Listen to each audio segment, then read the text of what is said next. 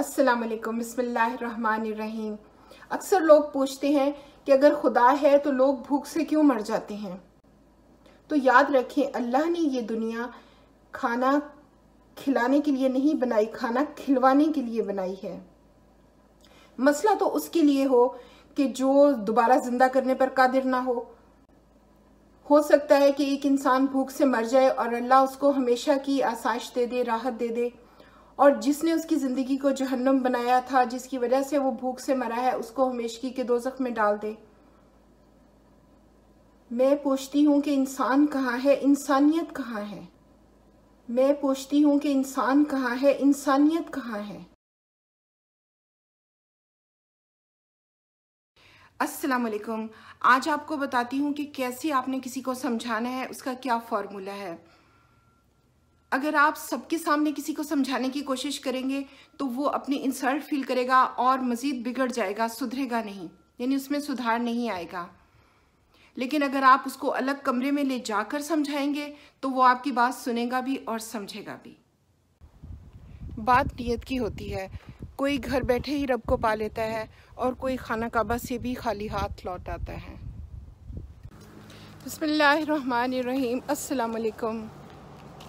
Mostly लोग complain करते हैं कि हमारी दुआ कबूल नहीं होती, तो उसके बिहाइंड रीज़न ये होती है कि हम अपना यकीन लूज़ कर जाते हैं।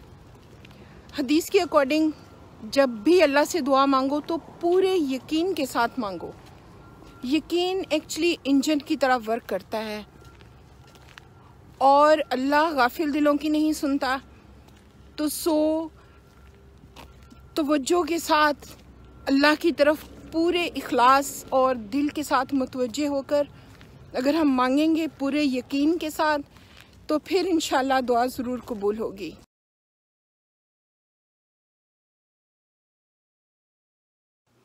ज़रूरी नहीं सारी मोहब्बतें अल्लाह की अता करदा हों। कुछ मोहब्बतें शैतान की तरफ से भी दिल में डालती जाती हैं, जैसे ओहदे की मोहब्बत, पैसे की मोहब्बत, गुरूर की मोहब्बत और नामहरम की मोहब्बत। अगर ये अल्लाह की अता करदा होती तो इसमें सुकून और खुशी होती। अल्लाह की अता करदा मोहब्बत में सुकून, खुशी और इत्मीनान होता है। अल्लाह हमें ऐसी ही मोहब्बतें अता फरमाए। अस्सलाम वालेकुम। अगर आपने 3 आदतें अपने बच्चों के अंदर पैदा कर दी, नंबर 1 सच बोलना, दूसरा नमाज पढ़ना और तीसरा दूसरों की खिदमत करना, तो इंशाल्लाह आपके बच्चे बेहतरीन इंसान बनेंगे। अस्सलाम वालेकुम। फितनों से कैसे बचा जाए? फितना क्या है?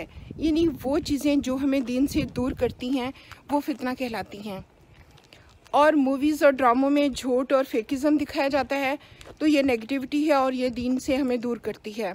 आप सोशल मीडिया यूज़ करें, क्योंकि सोशल मीडिया में आपकी अपनी चॉइस होती है कि आप नेगेटिविटी देखना चाहते हैं या पॉजिटिविटी।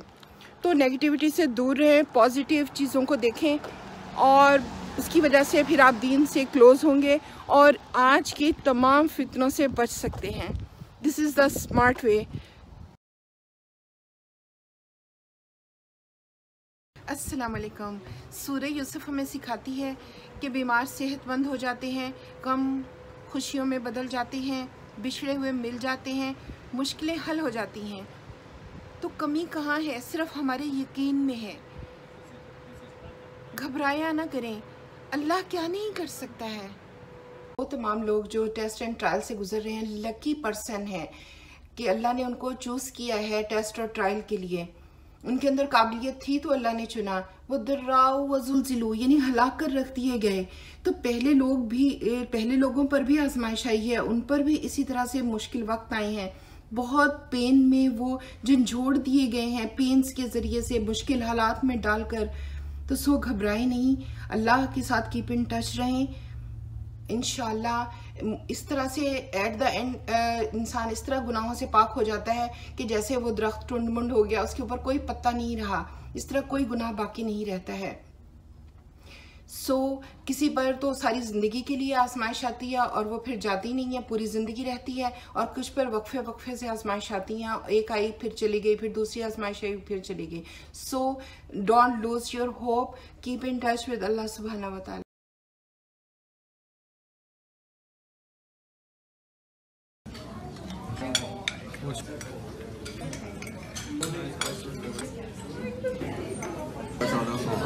ये पहले चाबी।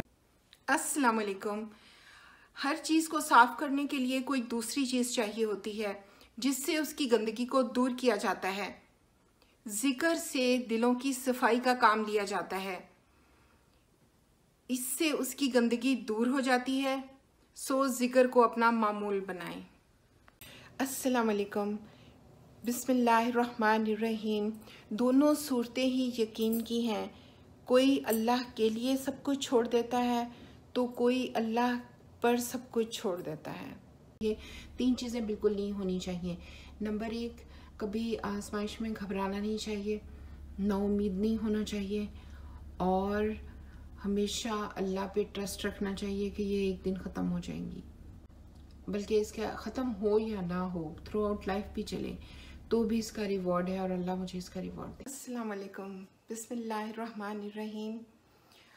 मखलूक की अताअत करके अल्लाह को नाराज़ करना ये हलाल नहीं, और अगर आप इसको कंटिन्यूसली करते रहते हैं, इसी रवैये को अपनाए रखते हैं, तो फिर ये शिर्क तक भी जा सकता है, जो कि बहुत बड़ा गुनाह है। और इसकी हमारे माशरे में कई सूरतें हो सकती हैं, जैसा कि रिश्तेदारों को खुश करने के लिए शादी ब्याह के मौके पर अल्लाह की नाफरमानी करना, हस्बैंड का वाइफ को और वाइफ का हस्बैंड को खुश करने के लिए अल्लाह की नाफरमानी करना, दोस्तों को खुश करने के लिए अल्लाह की नाफरमानी करना, या वालिदैन को खुश करने के लिए या बच्चों को राज़ी रखने के लिए अल्लाह की नाफरमानी करना, अपने बॉस को राज़ी रखने के लिए अल्लाह की नाफरमानी करना, या किसी मजहबी रहनुमा या पॉलिटिकल लीडर को खुश करने के लिए अल्लाह की नाफरमानी करना।